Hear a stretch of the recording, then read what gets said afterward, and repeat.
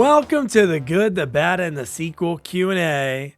My name's Doug. The next sequel that we're going to be covering is our sort of first gore horror, so I can't wait for Jamie to get grossed out. Of course, I'm talking Saw 6, and for it, we talked to Shelley from Saw 6, actress, model, French-Canadian, Karen Cliche. Man, Karen's so much fun to talk to because she loves what she has, such a passion and joy for it. She teaches acting, helps folks with self-taping because that's such a new thing. So that's such an opportunity for actors that are going through it to be able to teach it. You have like all the big time acting schools. Those are classically trained things that people have been doing for years and going in front of people and doing auditions like live in person. You know, self-tape's a different world, so it was really cool to talk about that. We also talked about improv, which, of course, one of my favorite pastimes, one of my favorite things in the entire world. And we talked about her leap from modeling and her agency she's a part of. They have a wing. They're starting an acting division, so she dips her toes in that water. And you know, then she's on shows like Mutant X that folks love, Adventure Inc. Like she kind of joked about, but they stand the test of time when she's able to have fans reach out and it's like, oh wow, I remember you from this, and wow. And then now in the more recent years, she's still doing a ton of cool stuff. She did Thanksgiving.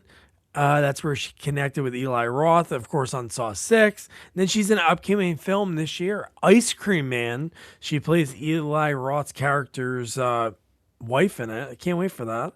I don't know what it's going to be. Is it going to be kind of in the realm? I tried to get her to tell me a little bit if it's like Clint Howard-ish, but she wouldn't budge. She was like, I don't know. So we'll see. And she was also cool connections to horror. And when this is coming out, it's Friday the 13th. So happy Friday the 13th.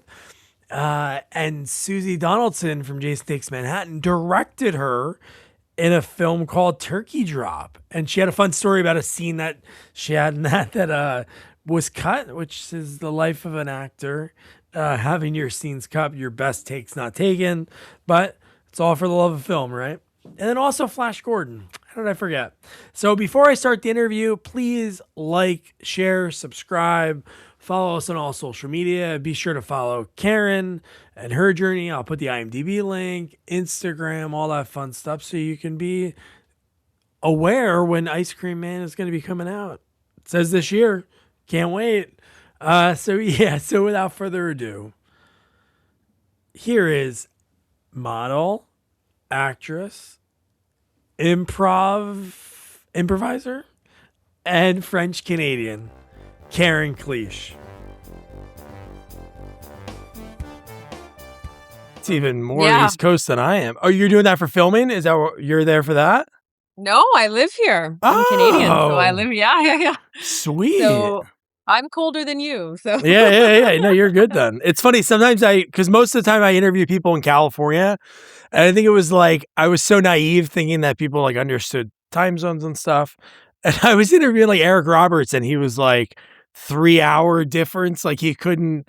So I'm like, oh shit, I got to make sure I indicate that. But oh yeah, nice. Yeah. Otto. Are you from Canada?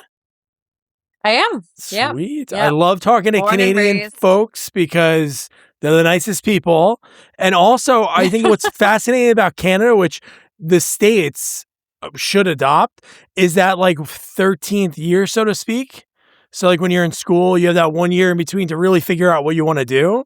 So so I love finding out how folks got into this crazy world of acting and Hollywood, movies and TV. So your journey begins in Ottawa. When was that first time growing up that you thought this was like an avenue that you wanted to pursue?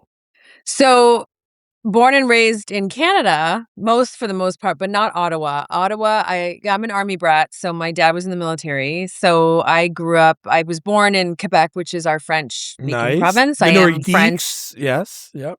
Yeah, so my first language is French. But because my dad was in the military, we moved around like every 3 years. So I actually lived in Virginia Beach for a few years in my elementary years in school, and in Germany. So I became more Anglophone than I was French. So that's kind of why I speak better English now. Totally Canadian. I mean, I spent some time in LA for sure over the years, but yeah, I've been here most of my life. Yeah. Yeah, Have you ever love gone it. to France? Have you ever spoke to, like, is the French is different that you learn than versus Yes. French, right? Yeah. Yeah. I There's took a bit of French a for like rivalry I there. took French like 3 years in high school because they used to go to Canada on a trip. They didn't do it because obviously it's a serious thing, but my freshman year of high school was 9/11, so that didn't happen. We didn't get a chance Oh. to go to Oh Canada. god. Yeah, not much flying was No, being but done. honestly, Yeah. like, French was a fun class. I thought it was so, but you know what? Thinking back practical wise, I probably should have took Spanish because Yeah, for how Americans, for much sure. do you use French? But, so that's cool. So along the Yeah. way, was it just watching TV, film, or was there one of the spots you were at that you tried to do some kind of theater? Oh, right, that was the original question. No It's like worries. I never even answered it. Um, I'm so good at these. No, no, I'm a professional. No, I always wanted to be an actress from as far back as I can remember, like, being a kid. Every time I, like, either played Barbies or toy cars, it was never just like, "Let's go to the store." It was very dramatic scenes, and I would be crying, and it's as if, like, since I was young, I was always acting in my head. So I'd be walking down the street, and I'd be doing scenes, and I'd be talking to myself. I was, carving my autograph in park benches and stuff since I was, really young. So it's always something that I wanted to do, but being, this Canadian girl, French Canadian girl, no ties at all to the industry, very working class family, I was like it was just felt like a dream and not really, attainable. So I ended up going to university, and studying psychology, but then I didn't complete my degree because I was modeling at the time, so I went off to Europe. But it was yeah, I kind of fell into it more or less. Like in high school, I was always like in drama class, top of my class, doing plays and lots of improv and stuff. So it was always such a big part of my personality and my life. And I was kind of known as the like actress in school. But then, you get older and the fear sets in and you decide, oh, let me just be reasonable and choose a real career.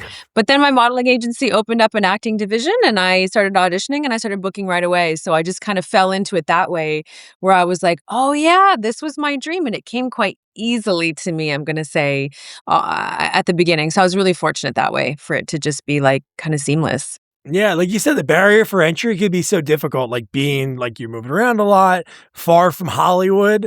So, however you get in, I talked to two American Gladiators, and when they said when they were going on that show, because you think about all TV, even reality TV, you really don't think about it until maybe you see those people pop up somewhere else in like actual shows like acting. You're like, Mm. oh crap.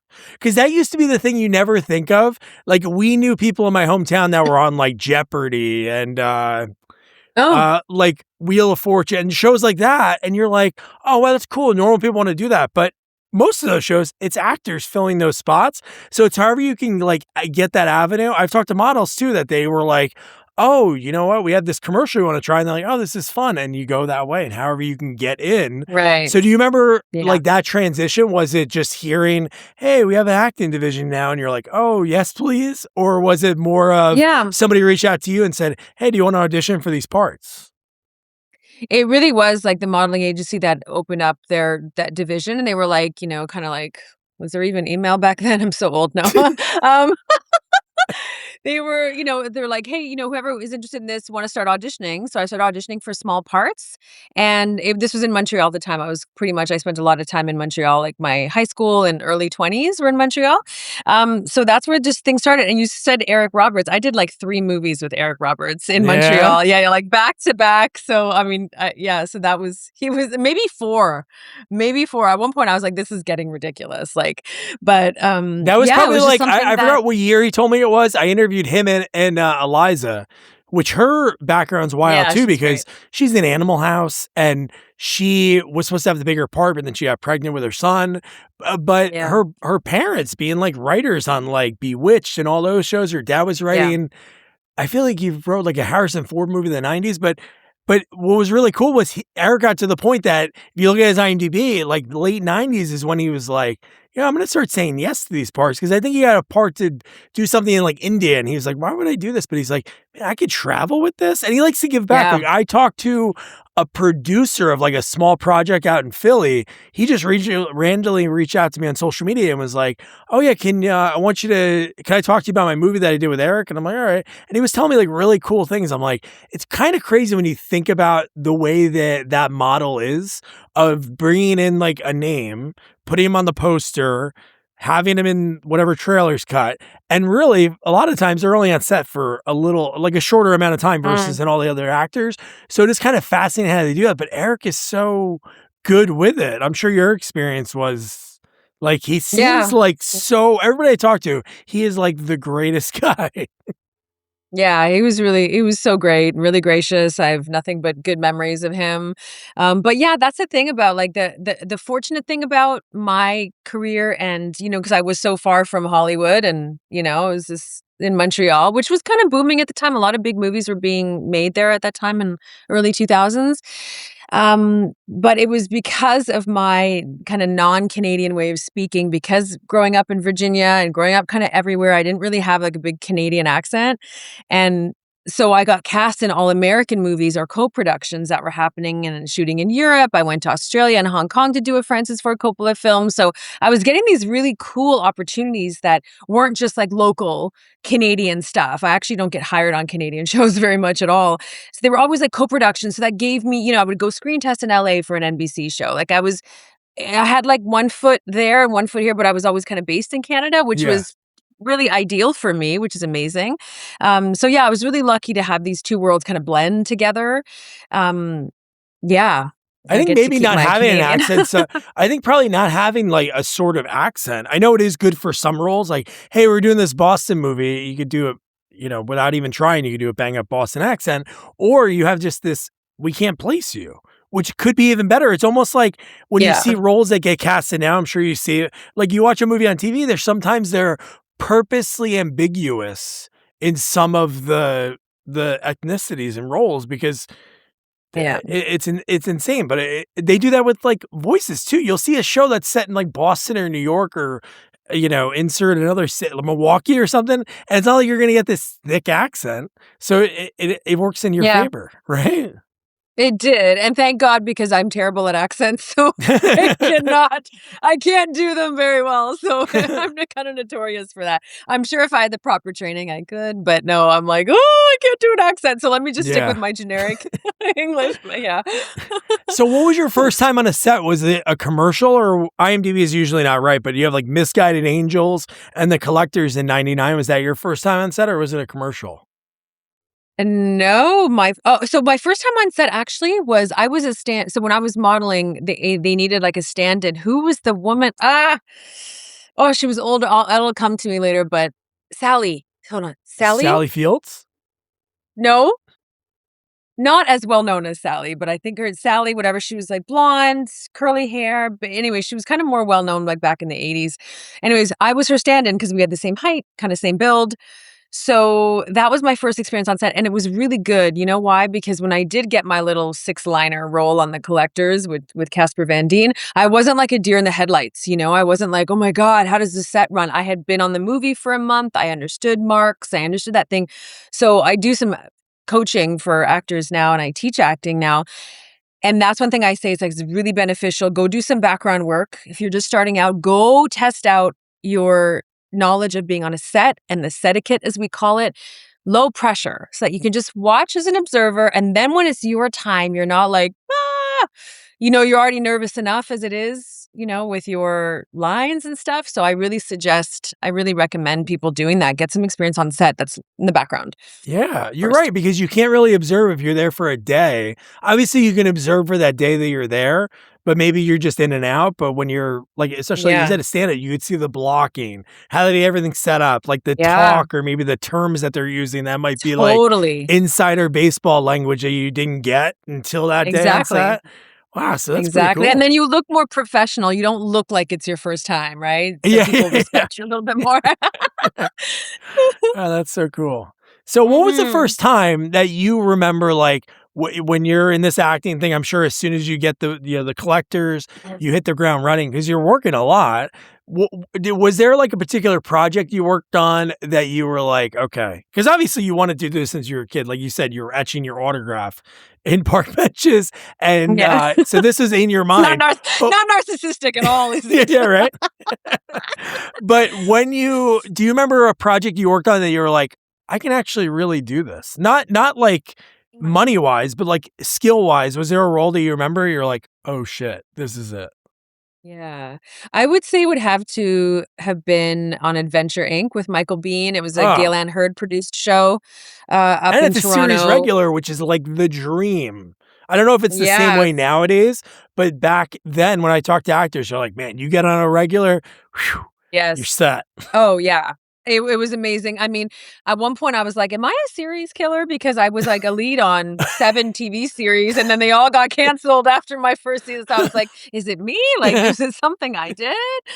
But no, that was like in, I don't know, 2001, 2002, I Yeah. think, and that was like a 9-month. And see, the thing is, back then, you know how nowadays a series goes 8 episodes, 10 maybe. Back in my day, it was 24, 26 episodes, Yeah. syndication. You were employed for 9 months as a series lead. So it was great. It was really good. So I kind of got used to that momentum in my 20s, right? And then when there was like a down year, I was like, this is the reality of being an actor. I was really lucky for a long time. But I think it was on Adventure Inc. And then I got offered Mutant X right after It that. looks So I like right came on after it, season even 3. before that, Vampire High, and then MTV Yeah. Undressed, which I remember. That was like right in my era of high school. Like when they used to Yeah. have that show, they had some really good content then. I know obviously they're like mostly reality TV, but they did have some really good original shows for a few years, right? They Yeah. had a good cartoon, the high school show that had like Abraham Lincoln in it.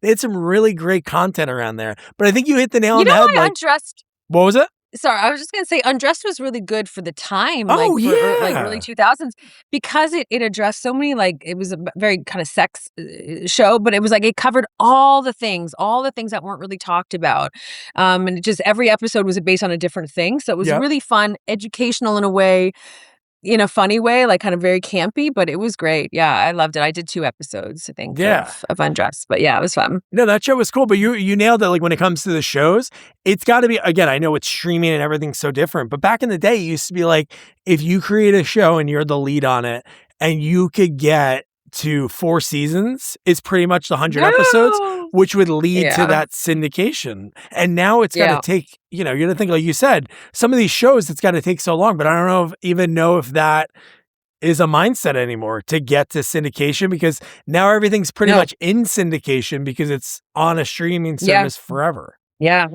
Well, that's the issue now with us actors is that we don't see that money. We don't get the money based on plays or views, whereas before it was like, okay, theatrical release, you have a certain buyout, and then, after 5 years you get residuals. Like the only residuals I really get now, I would say, are from Saw. I did Saw 6. Oh yeah, I'm sure that horror So I'll movies are get a always little the ones chunk. that I'm sure. Yeah. Yeah. Yeah. So when Thanksgiving's gonna kick in, and I think in a few years that'll be fun. But Yep. again, it's not like, life changing money or anything. But yeah, the model has changed a lot Yeah. from when I started. So you said Thanksgiving a few years, so that's still under some umbrella that there's no Yeah, the residuals until. 5 year. That's Yeah. crazy. I don't really want to fast forward time because that means I'm getting older, but I Exactly. do want to fast forward time for that. Yeah. Yeah. Yeah, No, that's that gotta was, be gosh, rough, like, I think because it's that's what the whole mindset was when it comes to this. Like, I helped this actor, this guy, Larry Hankin, and other actors I've talked to mention, like, residuals and stuff. It's not like I'm like, "Hey, how much are your residuals?" But they'll talk about some of the projects. But, like, this guy, Larry, Yeah. he pretty much that's what he lives on. He's an 85-year-old actor that's still into it, but that's, like, what it Wow. is, like, for his stuff in the 70s, 80s, and 90s. But because it's not Yeah, the way it was, all that stuff died down. Like, it used to be it did. livable because people were watching those shows. Now they're not like in front of you. It's like if you're on a national commercial back in the day, if you were on a national commercial in the 80s, or if you're on one of those TV shows on the 7 channels or 6 channels, you were seen. Now it's like it is great that there's such a great avenue to get jobs because there's so many different streaming services, but at the same time, Yeah. it's not that same exposure as it was. Obviously, anything can become that big exposure if it gets in front of the people and it gets spread Yeah. around like wildfire. Like what happened with Art the Clown. I can't think of the horror movie, but the one that a few years ago, like a very low budget, crushed it. Oh, they were always at the conventions that I was doing last year. Oh my god. Yeah, Ah. Art the What? Clown. But I'm saying, but Yeah, that's you're the right. model, and it's crazy. Like especially with Saw Low 6, budget. obviously that's a different thing Yeah. when it comes to, Terrifier Yeah, movies. that's it. But yeah, but What are like they on their Saw third 6 one is now? different because that was an established franchise before that, but like before Franchise, you were yeah. in it. But it's like nowadays, like to get those movies that blow the budget away, it's hard for a comedy to do that. Like Yeah. horror can Yeah. do it, but it's very odd the way the horror genre works. But no, Yeah. back to what you were talking about before, like with getting these series regulars, and don't think of Jason Bateman like yourself, because Jason Bateman said that same bit that you just said about when he was Oh. getting on shows, they were going to cancel the next year because he was on the end of. Oh no, I'm sorry. Wait, no. He did have that, but you know who really did have it? Ted McGinley for Married with Who's that? Children. He was Jefferson Oh, Darcy. He's on Shrinking now, but he was on like the okay. last season of Happy Days. He was on the last season of Okay. another show, and then it died like the next year. Yeah. But you Mhm. were always on series Yeah, regulars, so like no matter what, people were Flash Gordon, which is really cool that you were able to be on that, which probably was neat. It was fun. Yeah, that was a good 9-month run out in Vancouver, which I loved. Yeah, it was great. I mean, was it a great show? No. Could it have done better? Yeah. A lot of things were lacking about that. It's funny because Eric Johnson, who played Flash, who was, we're really good friends, and I'm shooting his movie right now that Oh, he's doing cool. actually in Ottawa. Yeah. Yeah. So no, it was a great experience, but yeah, that only went one season. Young Blades only went one season. Mutant X was canceled after the third season because they had to choose between Andromeda and Mutant X. I think the production company, so they went with Andromeda, who had a Oh, bit more of a longer like a bit of a more status than Mutant X did at the time. But Mutant X is I loved doing that show. I think that's the thing that I'm like most known for yeah. now after all these years. Yeah, that was really great. I actually just did an episode of a show called Hudson and Rex out in Newfoundland in Canada, super East Coast. In the fall, it just aired last night or 2 nights ago. Oh, cool. But Victor and I had a reunion after 23 years. I hadn't seen him, so we did the episode together. So we had a full walk down memory lane, which was awesome. So it's always like a little bit of a reunion in this business. You get on a set, you're like, oh my god, wait, what? Where do we know each other from? Like from cast and crew. It's so fun. I absolutely just love it. Yeah, it's like kind of like you have those memories. It's almost like a summer camp, especially when you're on a show for a Yeah, while. You're stuck with yeah. these people; they're family, no matter what. You don't like them, you like them, you Mhm, love them. You have these memories, and then when like you said, you see them again on set. It's like, oh, they'll walk down memory lane, and also the Yeah. connections for down the road a project. Hey, we need somebody Yep. that. Hey, let me call So Karen. We need somebody that can. so true. Yeah. So Saw Yeah, 6, it's how true. does that come about? Was that in Canada, or is this when you were talking about going back and forth with LA? Were you in LA It at was this point? Canada. It was. It was Toronto.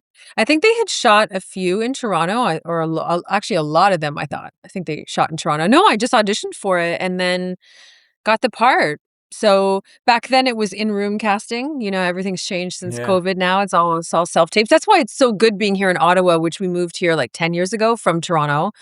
When I was married at the time and we had a young daughter, we came here because my mom was here. So because I quit the business for a long time to Yeah. be more stay-at-home mom. And so I was like thinking about getting back into the business and I was like, how am I going to do this? My husband at the time was traveling so much. So I was like, I just can't get back into the business if I don't have help. And I didn't want to raise by a nanny. So that's why we end up in Ottawa. But it's actually been a really good home base. It's not far from Montreal. It's close to Toronto. I do a lot of work here in Ottawa too. I do a lot of voice work. So I do like radio and TV commercials. Oh, So sweet. I can patch in from anywhere. I can self-tape from anywhere. So the timing is really good for me. Yeah, it's like Being the positives and negatives of COVID. I totally agree. Like I Yeah. work from home, and I think it's the greatest thing. I Mm, could be there when my kids get home. I can yeah, get them on the exactly. bus in the morning. It is like the Yeah. greatest thing. Obviously, there's some things maybe in the before time, before COVID, that I might, Yeah. if somebody mentioned like, "Hey, do you miss doing this?" It's like, I don't really. Yeah. Yeah, but were Well, you? you know what's interesting? Yeah, I was just gonna say that about the change with COVID that now with casting. I always think of like there's people that were like already established actors, say pre-COVID, and the ones that are coming up now or just starting after COVID. I kind of feel for them because we know a lot of the casting directors from, 20 years in the business. So it doesn't really affect my like booking ratio in that like the casting directors know me, remember me. Obviously, when enough, like too much time has passed, they kind of forget your essence of you. But I yeah. feel for the people just coming up now who are just blindly sending in these tapes and not getting in the room and showing their personality and having a human connection. That's what I feel like is the downside to it. And plus casting is seeing 100 tapes now versus when they had to bring people in the room, it was 20 people. So your competition was less. So everybody's booking rate has gone down because our competition is way more. And they're watching your tape in their bed at night, eating popcorn, going, nope, nope, nope. Whereas when you're in the room, they had to see you. You could change their mind. And now, so that's a bit of the downside, I feel.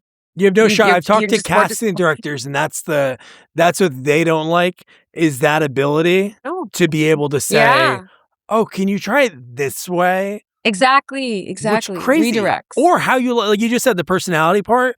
Obviously, for the Yeah. person, when it's like going for a job interview, like you want to just show them because you know what, you might have the greatest self tape in the world, but maybe before that tape or after that tape, you're a complete monster of a person. Yeah, And maybe it's if true. they saw that, even if they were like sitting in the room, you blew them away, they leave and you're like, oh, this person's great, but I don't know if I could work with them for 6 months. So That has happened. That is very true. yeah, you don't see that chemistry because maybe even like I'm sure they're doing some obviously on set stuff like, oh, the two main leads, we want to have them like read together or something. Yes. But you can see, That's like, still I've talked to casting directors that are like, there's just sometimes now when we get on set, those people that don't have that opportunity to do that, you would see it not working because maybe they just crushed that self tape, and because their role maybe isn't so important, we're going to recast it, but we can see like, oh man, this is not good. Yeah. Yeah. Or you can not be perfect for the part, but charm them so much that they just love you and your personality, right? I think that's happened. I know that was a big advantage to me too, just kind of like the personality part based or getting jobs based on your reputation. And that's what I tell people now too. I'm like, just have a good reputation, just be a good person, be easy to work with, be, very professional, and it matters. So Oh yeah, we'll because see people are what gonna happens remember with that that. But stuff. Like, do you remember times that you went in for roles and you were auditioning for whatever part it was, and they're like, you know what, we'd actually really like you for this one. yeah, that has happened. And more specifically, what has happened is that I end up on like I said, let's say I audition quite a few times for a certain show, and then finally I book a part, and then I get on set, and then the producers all come to me like, "Oh my gosh, we've been wanting to get you on this show forever," and I was like, and so you're just this actor sending in tapes, taking all this time and effort, sending in tapes, not getting jobs, not getting booked, and you start to get discouraged. But then you get on set and you realize that you were so close so many times and you don't know it. So it's kind of encouraging at the same time, where just like keep sending in good auditions because it will pay off at some point or another. You will end up on a set based on an audition you did 2 years ago, but it didn't work out for whatever reason. So just my advice is always just keep doing great auditions. You don't get it 99% of the time. That's the sad truth of our crazy business, but it still matters. It still has an impact. What do you think the biggest, like when you're teaching people like self-tape, what do you think is the biggest thing that you see with maybe like the newer actors that don't have that experience from pre-self-tape? Yeah, so much. Like I coach a lot of newbies here, especially here in Ottawa, a lot of people that are just coming into the business.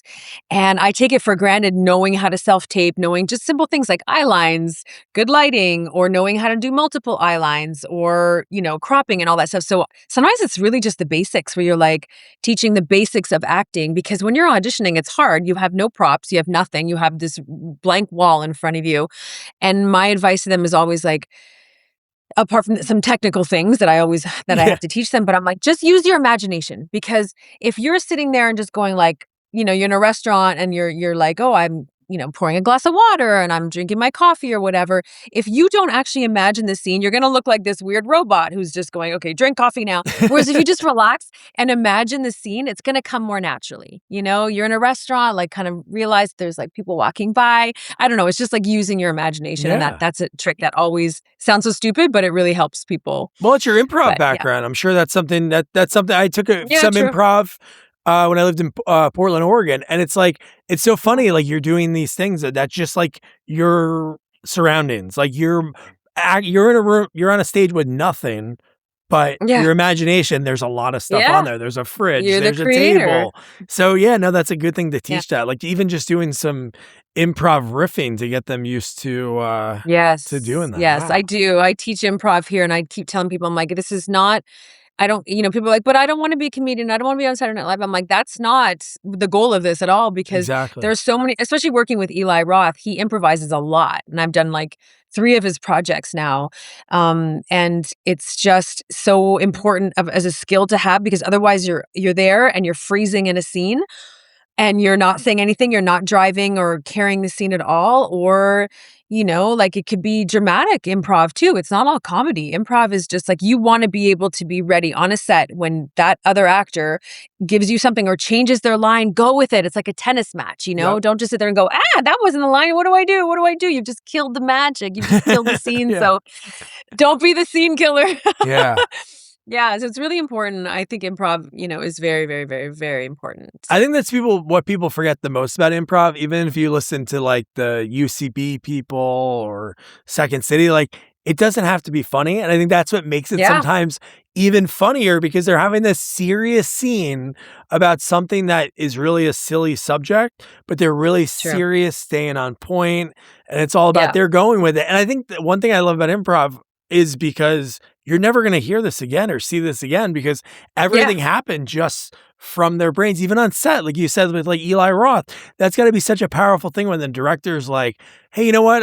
Give me another line, or what else did you say here?" And it's like that feels really cool because if you exactly. nail that, a the director's believing in you, so you're gonna be for whatever they say for the rest of the shoot because they gave you a shot. Totally. Or if you knock it out of the park, your confidence is gonna be even higher because you're like, "Oh my god, I just Mhm. did that on the go." Like, Yeah, it's pretty magical. When it hits, you're like, "Yeah, nice." I actually have a story. So when I was doing on Thanksgiving, I was with Rick Hoffman and one of the other actors, and so Eli we had just done the scene a bunch of times, and so Eli comes in, he's like, "Okay," he's like, "I'm gonna say action, just improvise for a few minutes, talk about whatever," so he said, "Talk about baseball." So him and Rick were very knowledgeable in baseball. Guess who wasn't?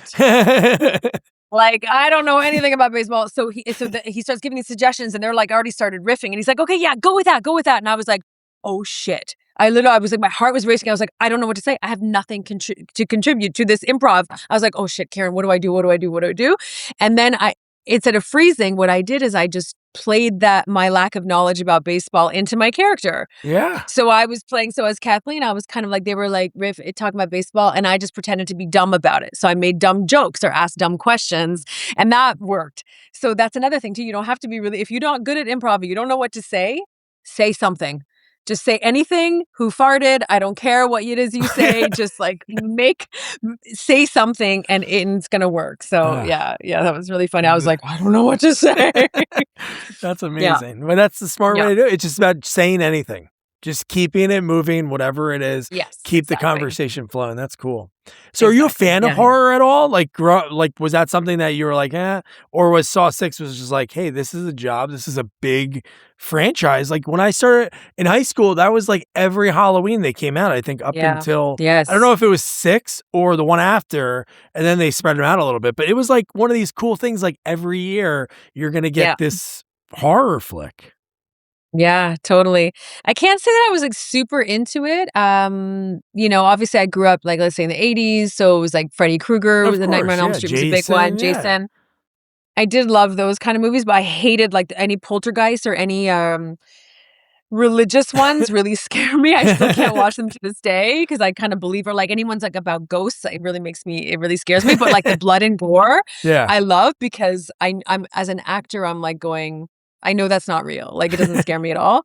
But what I love about horror, like now that I've done a couple, and then I just did Eli's newest movie that's coming out in the summer, Ice Cream Man. Which is wild. Um, Is that gonna be in vein of the Ice Cream Man of Clint Howard? Like that Ice Cream Man?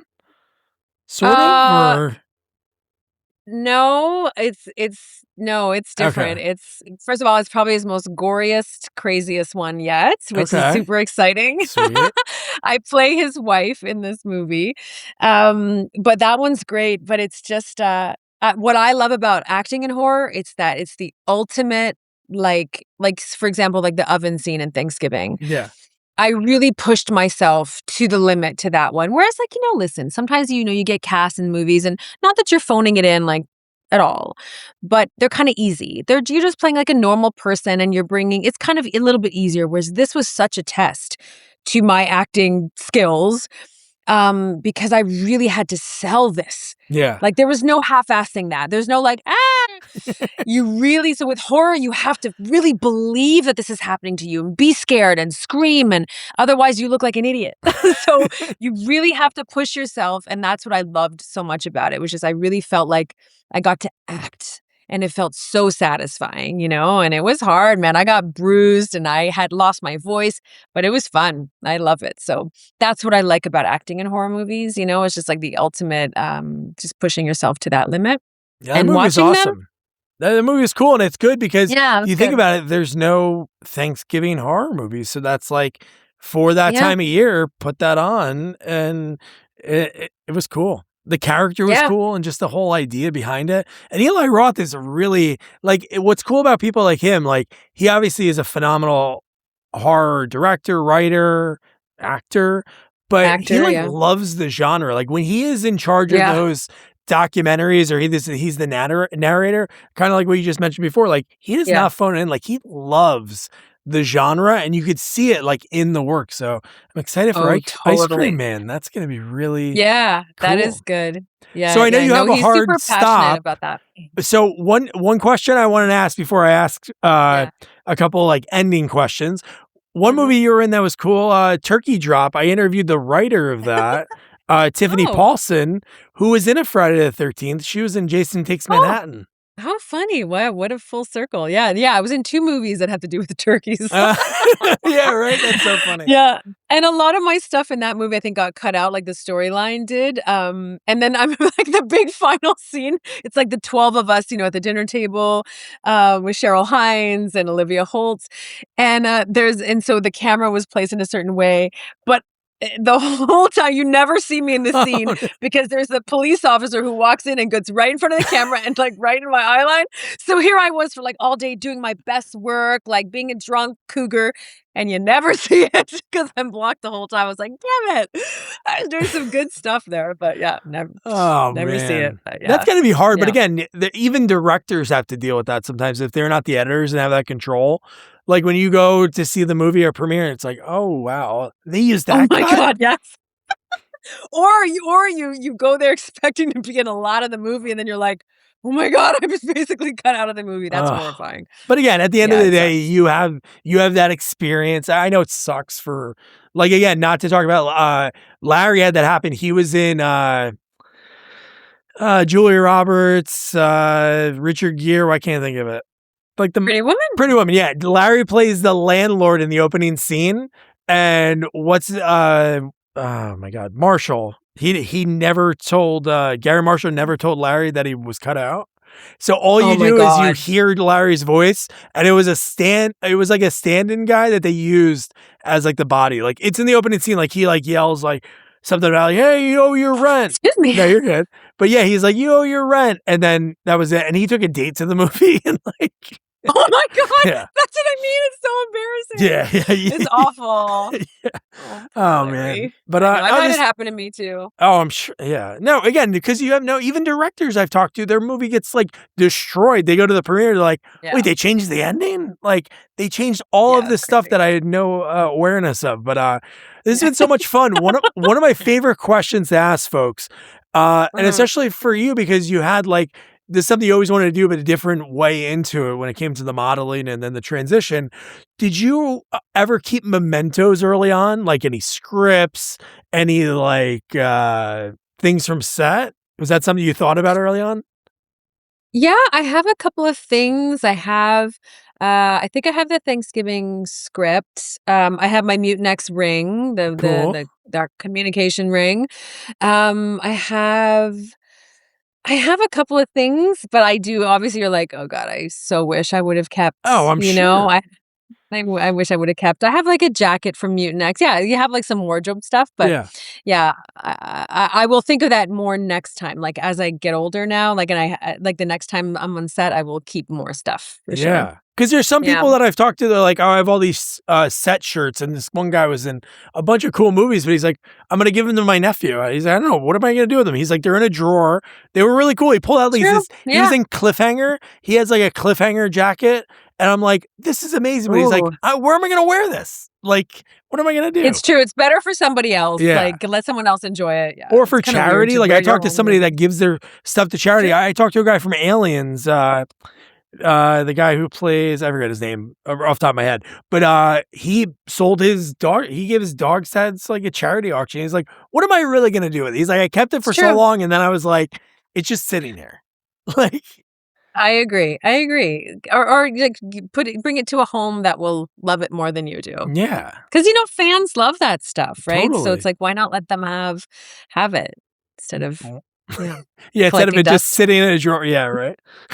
Yeah. And Yeah. I think I know the answer to this question, but if you didn't do like the acting, modeling, would you have? Do you think you'd be a psychologist today? If that wasn't something, or was that just something I'm going to pick a degree because I got to pick a choice at 19? Well, I loved psychology. Like I did that kind of on my own time, like reading Freud and Jung. Like I really loved that.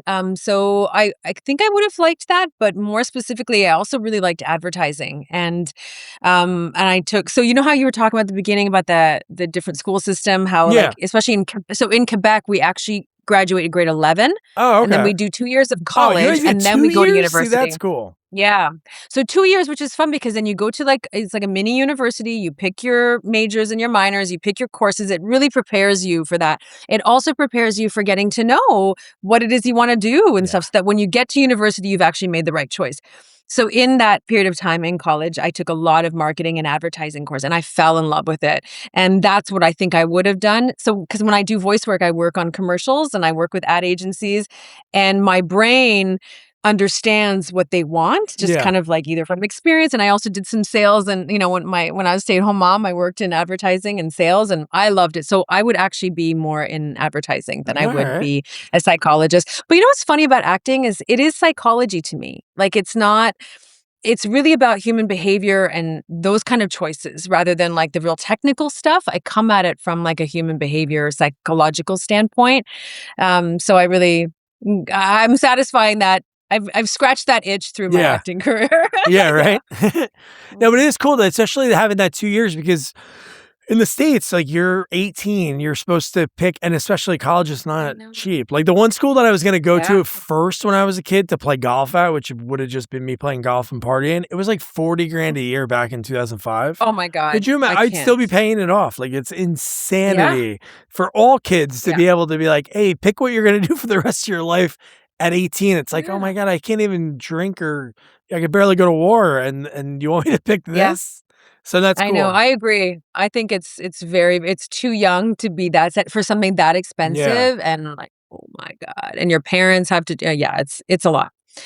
Yeah, cool. So, well, this has been awesome. So real quick, this is a question I wrote down, just not even acting wise. What would you say, because you've been to so many different Canadian cities, how do you like rank them? Because I would love to go. We've been to Toronto.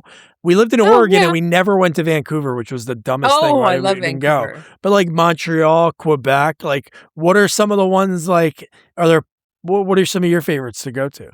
So you named my 3 top picks. Those are the so top if you're going to three? go somewhere. Yeah, so Vancouver because I love the ocean and mountains, so definitely love Vancouver. I did 2 TV series out there, so I know it quite well, and like the surroundings. So I love Vancouver for like the nature of it, that kind of thing. Montreal is where I say that I kind of grew up, so I love it because of the vibe. It's French Canadian too. The humor is a bit funnier and just got a really like cooler vibe. Toronto is like your New York. It's like a bigger city, lots of stuff to do. So I definitely miss being in a bigger city than Ottawa, but Ottawa's really pretty, but I don't recommend coming here because it's not going to blow your socks off. But it's fine. But I really do love like the East Coast, like St. John's, Newfoundland was really fun. But definitely Vancouver if you can make it out there. But you would already kind of know that terrain. You were in Portland, so which is the coolest thing to look at that. Like being a fan of Goonies and going out to the Oregon coast, like seeing rocks stick out of the ocean. Like the Jersey Shore is not like that. Like there's nothing like that. Like maybe there's a jetty. But go to Montreal. All right. Go to Montreal. Have You're you ever? Close to here, do you remember like Expos games, like when they were like fun, like a good time? Well, I wouldn't.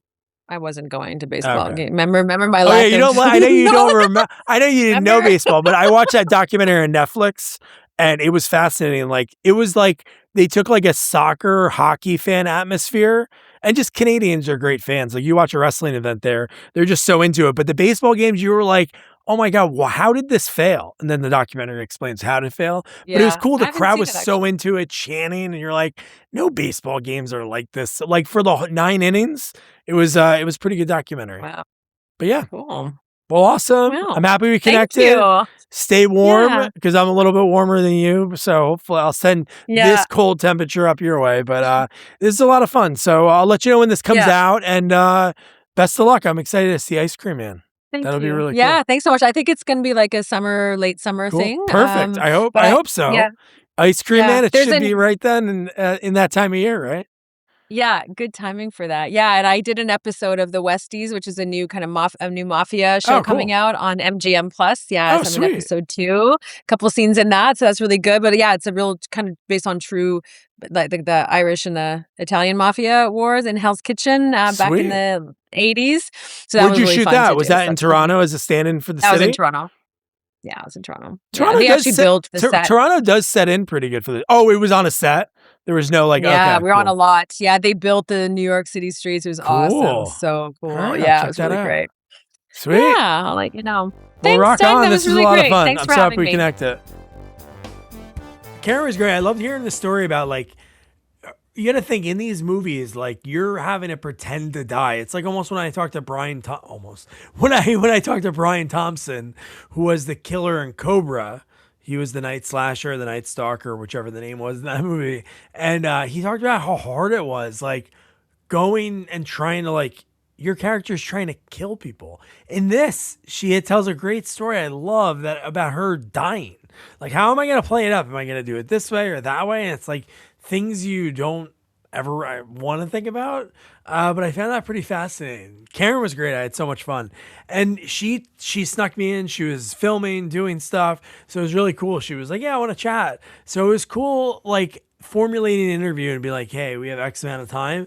And we covered so much. She was a blast. She went over time. Yeah, totally cool. Karen, appreciate it. You rock. And now you guys, you have some rockin' homework. Saw 6. I remember when the first Saw came out. I think I was maybe a senior in high school. I feel like it was 04. Bobby, check that. I think it was 04. And I remember it was like, wow, this is going to be that new thing. Like every year we're going to have one come out. And it just kept coming and coming and coming. And then it's just like sequels. That's why we love them.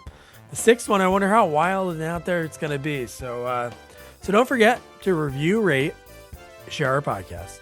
Follow us on all social media at Sequels Only. And don't forget to check out our website, sequelsonly.com. Good night.